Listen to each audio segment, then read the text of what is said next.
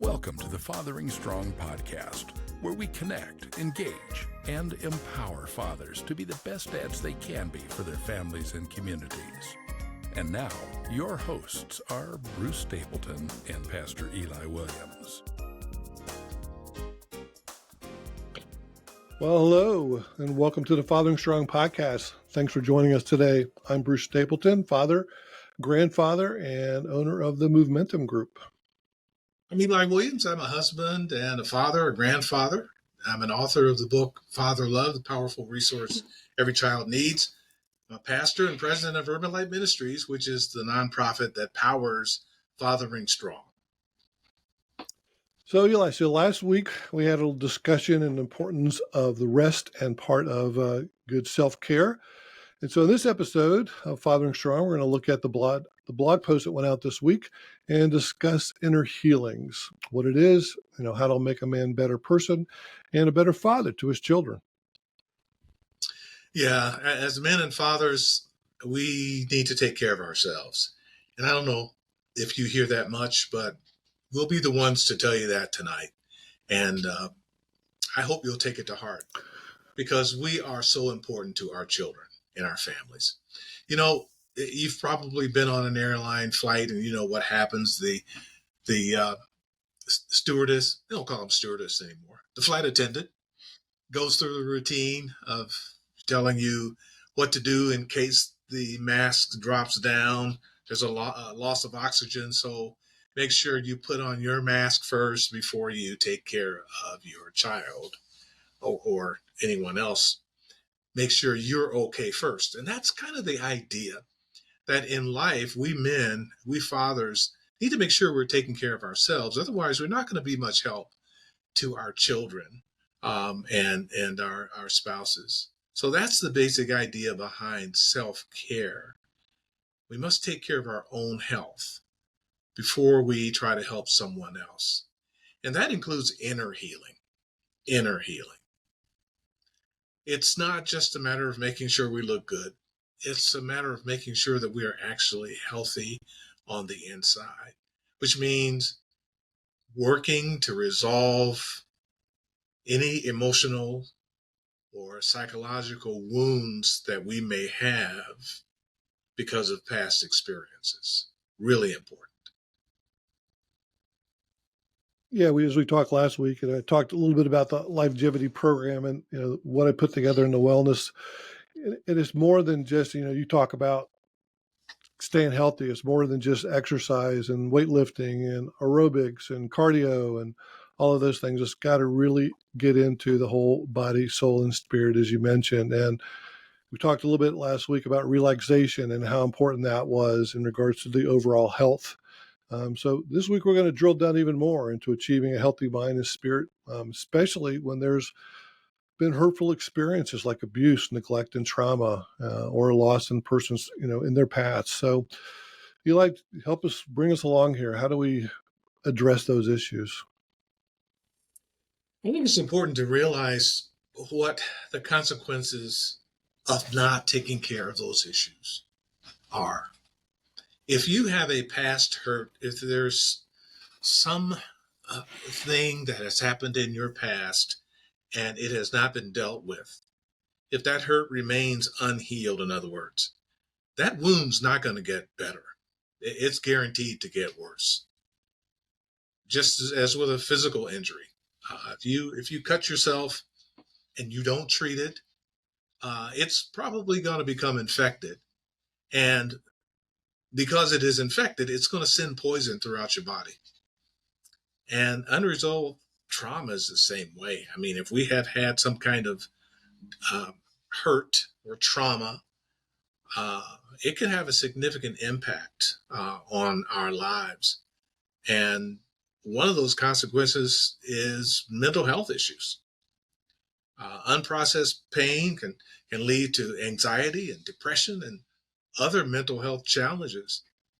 And so if we don't deal with it, if we don't do what we need to do to heal, it's only going to get worse and cause emotional strain, and all that can leave you overwhelmed. And really struggling to cope with everyday life. So it's not something that should be ignored, because it's not going to get better if it ignored. It's only going to get worse.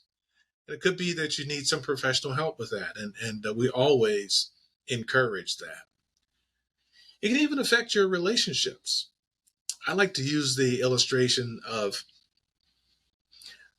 unexploded landmines. You'll see these stories from time to time. You might even have seen a documentary on the damage that's done uh, even after a war is over, and the enemy has planted landmines in the fields. And we hear of kids going out just playing, or someone just walking through the field, and a landmine goes off, and they lose a leg. Well, they weren't the intended targets for that landmine. The enemy soldiers were, but those landmines are there. And if we've got unhealed hurts, unresolved issues on the inside of us, that's like a bomb that's going to go off. And so often the explosion happens with an innocent person, someone that had nothing to do with the initial hurt, but because they're the person in your life and likely the person closest to you, something is said that triggers that unexploded landmine, which is your unhealed hurts, and it goes off. And so now you've blown up at someone who had nothing at all to do with the pain that you're feeling on the inside. So we end up having emotional problems and relationship problems with people in our lives who have nothing to do with what has happened to you in times past, but they end up being the ones that get hurt. And we even find ourselves pushing people away uh, because of our let's say emotional handicap, um, and we end up attacking innocent people, and sometimes we end up attracting unhealthy people because they somehow mirror your past experiences. It's a tangled web, and the way to solve it is to deal with it, to deal with those issues. It can affect your self-esteem and self-worth when you're walking around living your life and you're carrying the weight, the burden of these unhealed hurts, these unresolved issues. It causes you to lose self-esteem. You don't feel very good about yourself. You don't believe in yourself. And so you find yourself talking to yourself in a negative way, just inside your own head, talking down about your own self because you really don't feel good about yourself, and you probably don't feel good enough for anything. So lots of issues, and there are more. Yeah, one of the things I brought up at the rehearsal dinner this weekend with my son and his future wife was I sort of used the analogy, and I know we talked about it before, about having filled cups. You have to have them filled. And I showed them, both of them were filled. They were filled with love and hope and a great future. But I said, at some point, you're going to get to the point where that cup that you have is empty. And if you don't know how to fill it, or can get other people to help you understand how to get that filled for yourself and the other, that's going to cause what you talked about, these problems with your emotions and being unhealthy. And those things are going to cause you to do things that you wish you hadn't done. And, difficulty in expressing your feelings, or, numbing your emotions altogether. So you've got to keep those cups filled and find out ways to do that. When you get to that point, a lot of times you have destructive behavior. You've got that unprocessed pain, and sometimes it just leads to, substance abuse, or find other negative ways to take care of it. And you really need to understand what are some of those positive ways you can get that cup filled. And then finally, just, until you determine how to do that, it's just going to continually be repetitive. You're going to be sort of stuck in this unhealthy cycle that you might find yourself repeatedly having similar negative experiences. So, I was trying to keep the discussion positive during this rehearsal dinner, but I just wanted to let them know that marriage wasn't always easy and it's tough sometimes. And if you don't understand how to keep each other's cup filled, you have issues sometimes where you just don't know how to handle situations. So, but Yeah. inner feelings help us understand how these experiences have impacted us and develop, hopefully can develop some healthier coping mechanisms and methods. So we're going to just take a short break and then we'll talk about forgiveness and how that can help us heal these deep wounds. We dads and father figures need each other. We need a safe, non-judgmental place to share our stories, challenges, heartaches, and joys. Fathering Strong is just such a place. A new online community of connected, engaged, and empowered fathers. Learn more at www.fatheringstrong.com.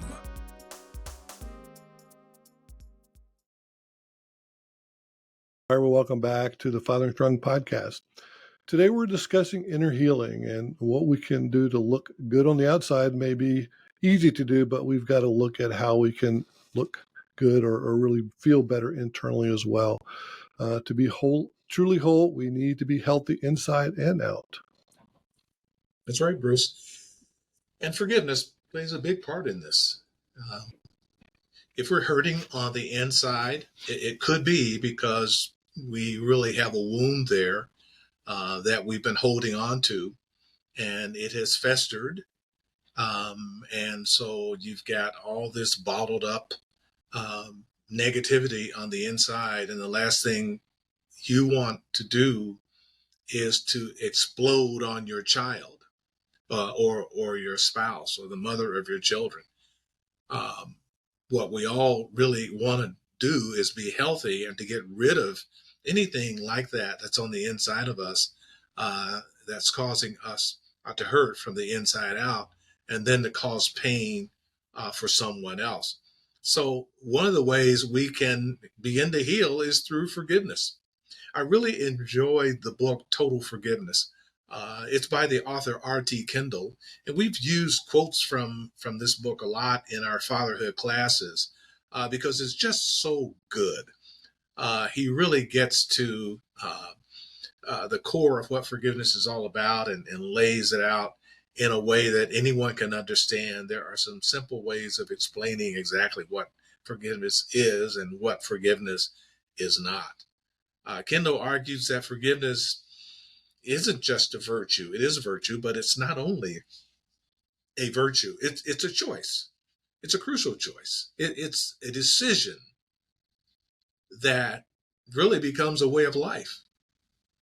I'll explain what I mean.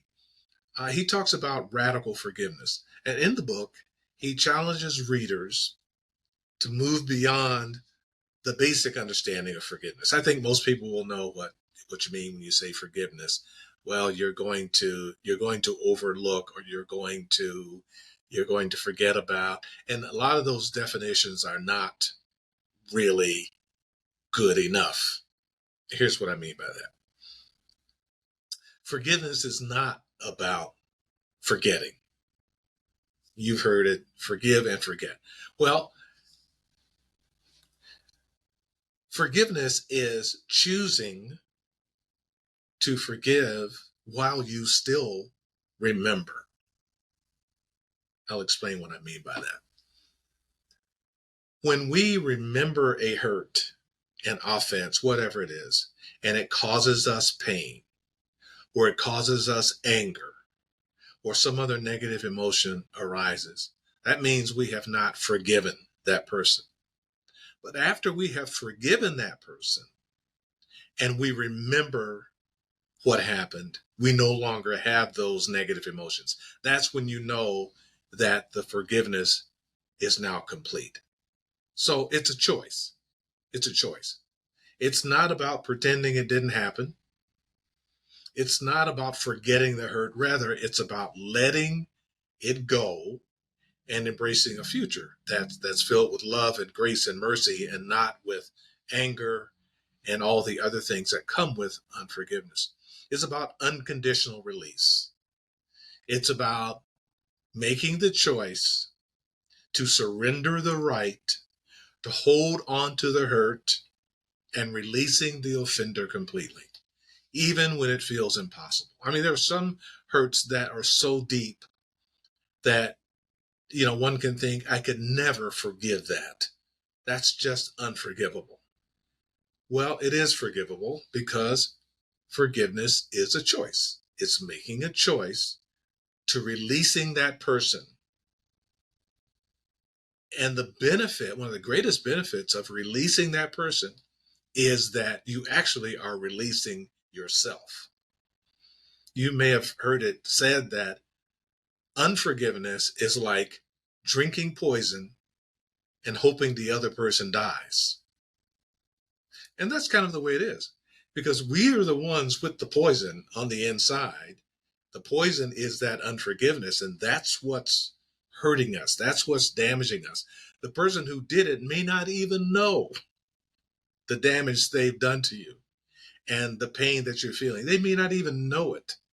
So holding on to it is not a good choice, because you're choosing to continue to suffer when letting it go frees you and not just the person that you're forgiving. But it's not a one-time thing. It really is continuous. It's a daily practice. And the book talks about that too, the ongoing effort that's required in order to truly forgive when the hurt has been deep, when the wound is very serious. It takes an ongoing effort. It takes prayer. It takes discipline, and it takes strength that comes from outside of ourselves, and that's God's strength. Kendall emphasizes that forgiveness is transformative. When we release bitterness, when we let go of the pain that we're dealing with on the inside, when we decide that we're going to let it go, it actually then is the beginning of our own inner healing. It's the beginning of what will be improved relationships, because you no longer are carrying around these landmines, because you're no longer pushing good people away. You're no longer so down on yourself. And then you can begin to experience greater peace and joy. All of this has a biblical foundation. If you believe in the Bible, then you'll be happy to know that the book draws heavily on the Bible to support these concepts that have to do with total forgiveness. Jesus Christ taught his disciples when one of his disciples came to him and asked him how many times must he forgive his brother for sinning against him. And he asked the question 7 times, and Jesus answered, no, 70 times 7, which was really a way of saying it's unlimited. You continually forgive your brother for what they've done against you. And that means, by extension, that means that when we have a hurt deep on the inside, we need to enter into a process that says, every time I remember this hurt, every time I remember what that person did to me or said to me, I'm going to forgive them. Every time I remember it. And what happens is, as you practice this, over time, when you continue to forgive the person for what they have done, or for what they have said, or for what they didn't do, you hurt a little bit less because of that choice to continually forgive. And over time, you'll remember it, and you no longer will feel that pain. You'll no longer feel that anger. You'll no longer feel that hurt, because the process of forgiveness has been made complete. Now you can say that you have experienced total forgiveness. And so it's a good practice, it's biblical, and it works. I know it works because I've been practicing it, and it works for me. If it works for me, it'll work for you. Yeah, it's interesting. And you even mentioned this week in the blog about how some people need to forgive God. That sounds strange. So on the other side of this break, we're going to take a quick break. Eli, why don't you come back and explain what you meant by that? Do you know a new father who could benefit from a basic introduction to healthy fathering principles?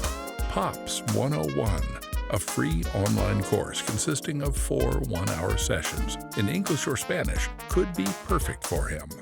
POPS 101 lays out practical steps toward becoming the protector, order keeper, provider, and stabilizer his child needs. Learn more at urbanlight.org.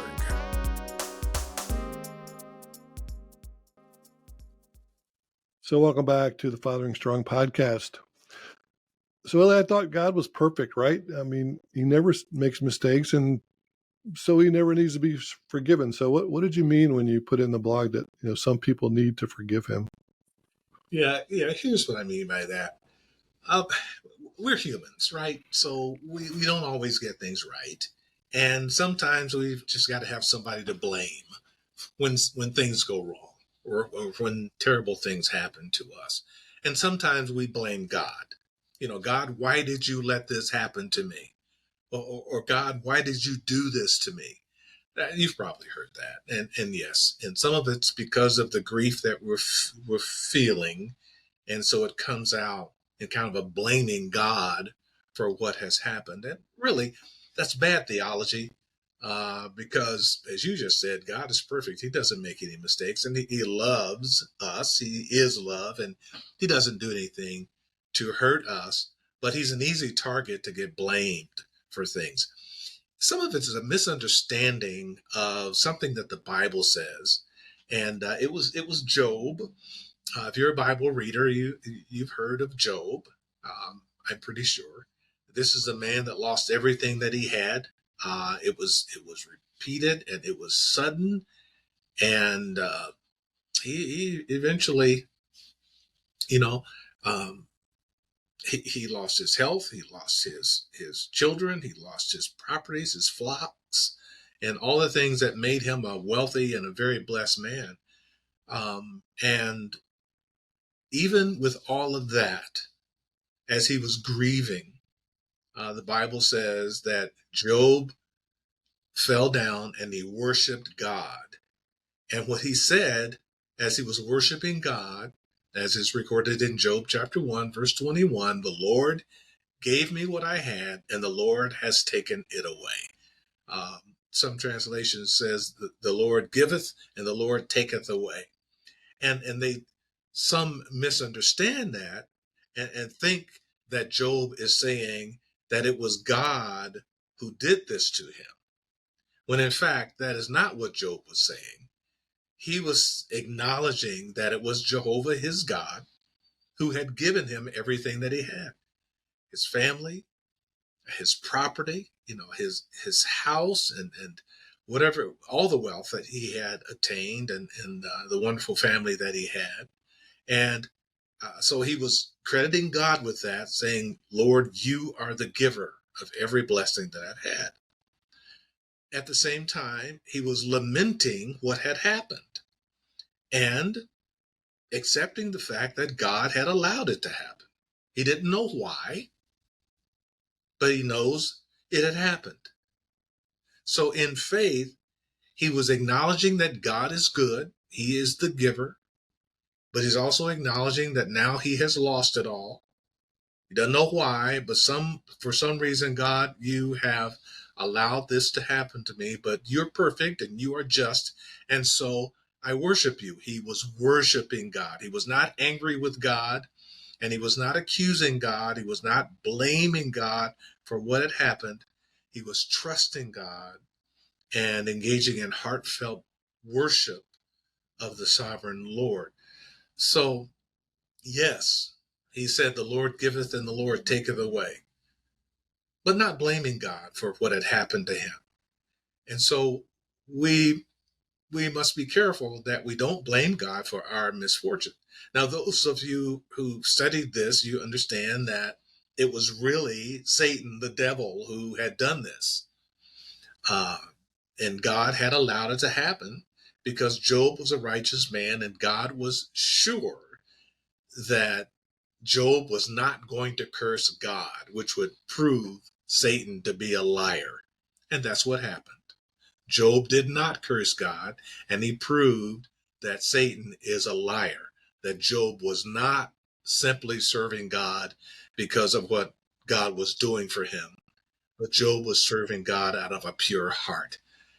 And Job's worship is a great model for us, that when we have misfortune, don't blame God, but understand that these things do happen, and sometimes God allows them to happen, but there's always a reason, that God is just and he is not going to hurt us, but he will sometimes allow us to be tested in such a way in order to, as Job did, prove that our love for God is genuine and that we trust him and that we're not worshiping him just for what we can get out of it.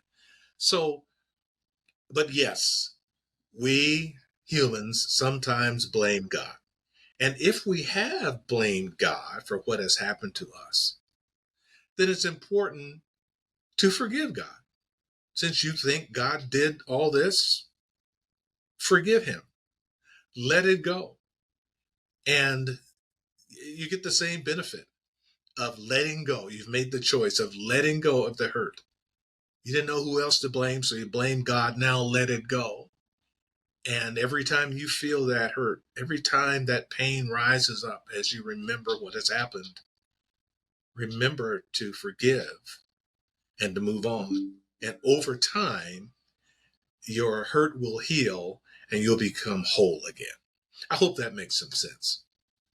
Yeah, that makes good sense. Yeah, and we even we talked a little bit about last week about stress and the causes that gives you for your physical health, and I just think beating ourselves up, causes a lot of that stress. So we've got to learn to forgive ourselves, uh, to encourage us, to be kind and understanding towards ourselves, and that'll keep us healthier. I mean, just that stress continually causes problems, which if you can't forgive yourself, then you're going to find some physical aspects of that. And just treating yourself with gentleness and understanding, and just like you would a close friend who's looking for some help.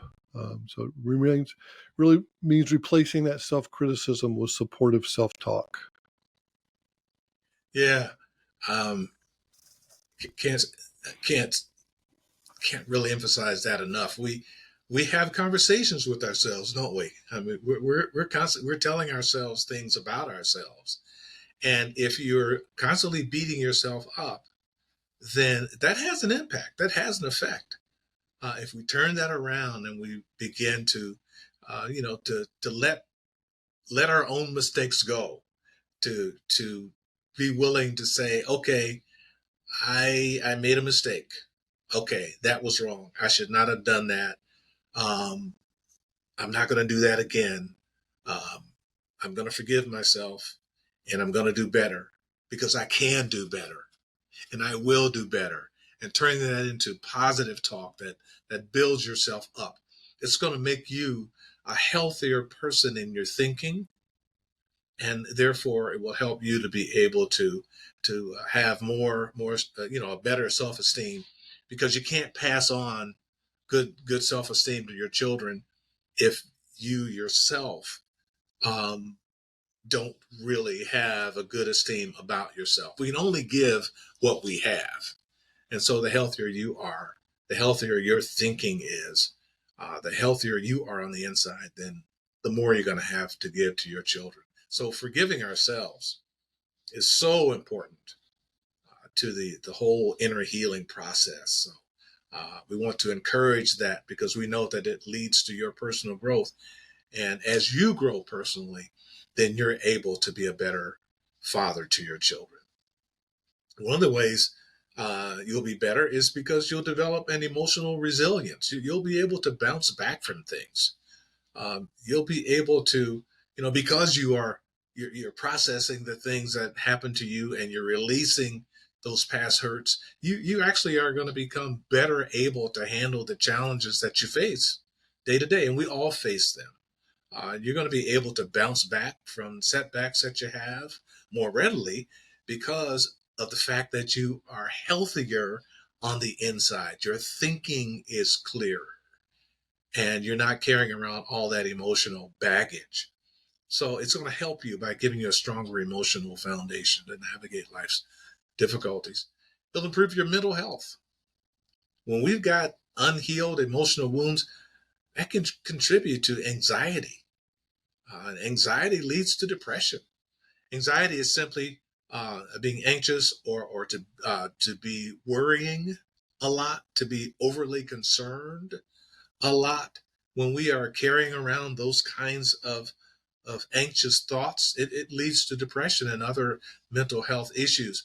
And if you know or suspect even that that's the case with you, we really do want to encourage you to seek some professional counsel that can help you with this treatment, even if that's necessary. Inner healing is so important, and whatever you need to do to become whole on the inside, the better you're going to be in terms of your mental state. And so, therefore, the better parent and the better co parent you're going to be.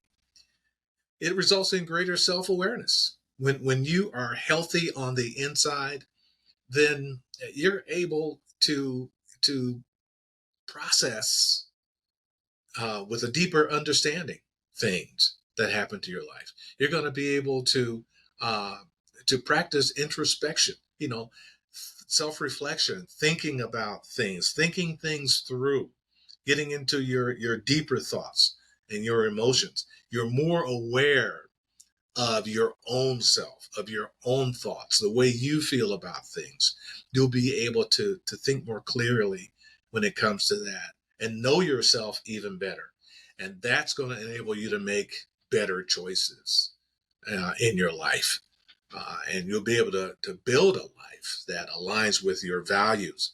And all of that can be clouded when we are not healthy on the inside. So all these things are part of your getting on the road to self-care and inner health. Yeah, that's good. And I really think, as you do that, you'll have healthier relationships. I mean, if you are stronger inside and you've forgiven yourself, you'll have more resilience, and that inner healing can foster some healthier connections by allowing you to trust more openly and communicate more effectively and create stronger bonds, not only with your spouse, but your kids and as well.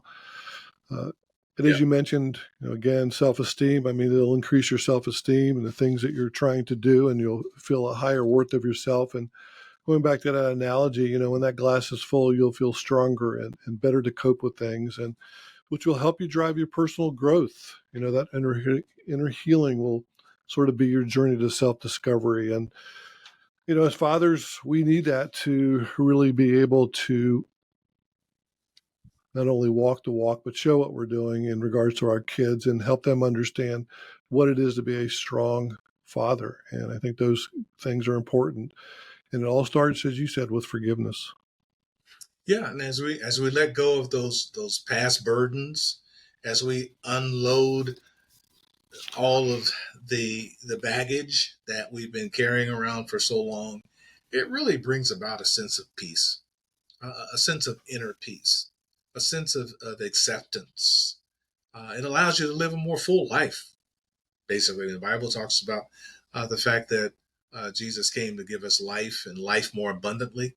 He came to give us a full life that's really free from those burdens that can weigh us down and really prevent us from being the person who is whole that we were made to be.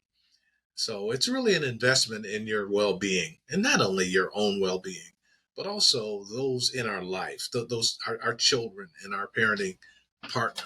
As I said earlier, all of this is better because you've taken control of your own emotional life, and then you're able to build stronger relationships and create a more fulfilling future for yourself and for your family. There are a lot of ways that inner healing is approached. Those include therapy, which we've talked about. We encourage journaling. That might help you to begin to actually write down, keep sort of a diary on what happens daily in your life, so that you can really process what you're feeling and what you've experienced, and the impact on your life. Meditation is always good. Support groups can be helpful. We like to promote Fathering Strong because it's a way in which you can be a part of a group of fathers virtually, or even in your own community. But through Fathering Strong, you can connect with fathers from anywhere in the country who have similar things that they face in life. It's good to be able to talk among ourselves as men. This is not something that's common in the world of men, as you know. We're more closed off than females, it seems. We're less likely to bear our inner selves to others. But Fathering Strong is a safe place where you can do that. It's private. It's not like Facebook or any of these other things where everything that's talked about is in a closed private group, and there's an understanding that whatever is said there stays there. So we highly recommend Fathering Strong, not just because it's a creation of ours. If it was a creation of somebody else's, I'd still be promoting it because it's just such a good idea. And then there are spiritual practices, which can be very, very powerful. If you're a praying person, prayer, definitely recommended.